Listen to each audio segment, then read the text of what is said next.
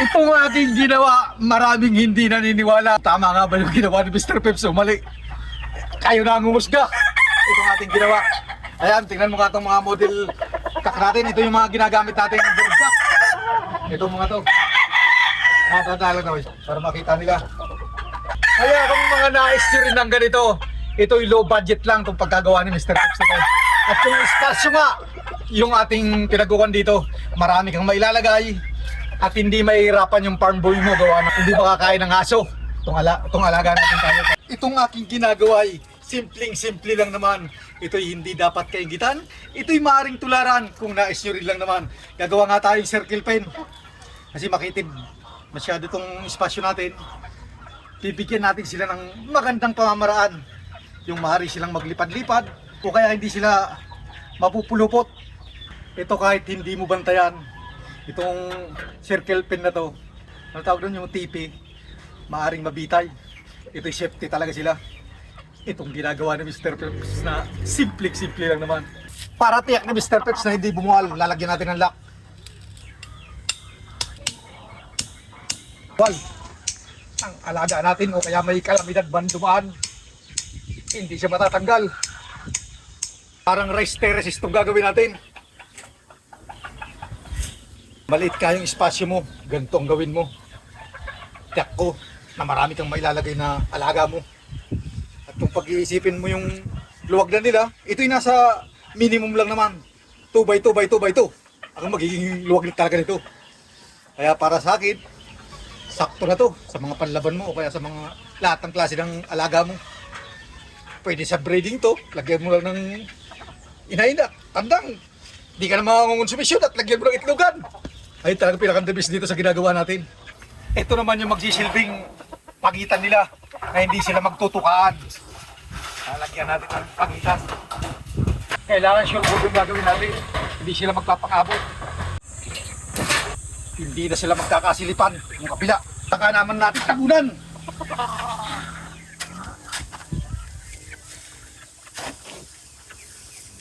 Dahil nga sa maliit yung espasyo natin, kailangan marami tayong paraan na gagawin para yung manok natin maging komportable.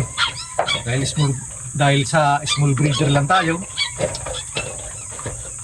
at ito'y panimula pa lang. Hindi naman tayo gaya ng iba na big time para malalaki yung mga espasyo nila, hektarya.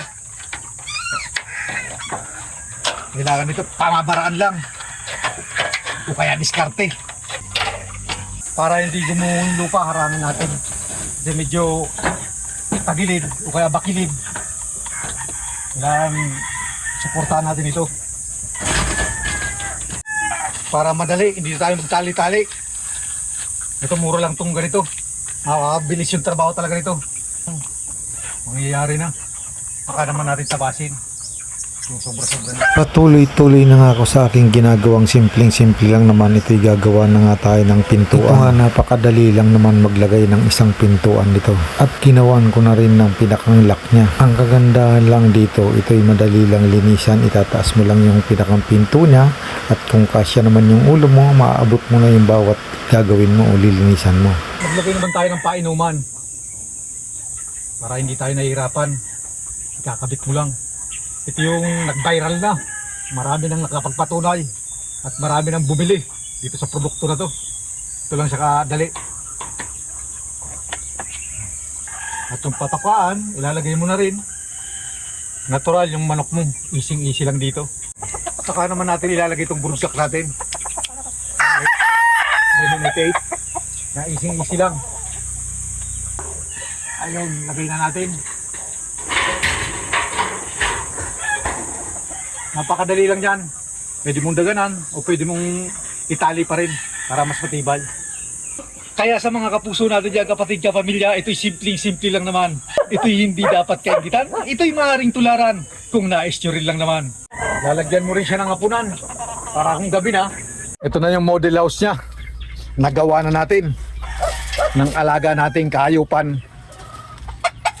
Ano pa nga ba? Shoutout na lang sa ating lahat. Ayaw na ang umusga. Pag ganito yung kulungan ng alaga mo, relax na relax yung farm boy mo. Itong alaga mo, Ito'y relax na relax din. Saktong-sakto lang. 4 feet yung taas niya. 2 by 2 by 2. At kung yung aso ang gala, hindi niya kayang kainin to. Kasi napakahirap nga nung mapasok yung farm mo ng asong gala. Kaya ganito yung sistema natin sa ginawa natin. Bagamat malayo pa yung ating lalakbayin, patuloy-tuloy naman tayo sa ating mga ginagawa na simpleng-simple lang naman. Kaya maaari nating makamit yun. Yung ano man yung nais nating makamit sa buhay.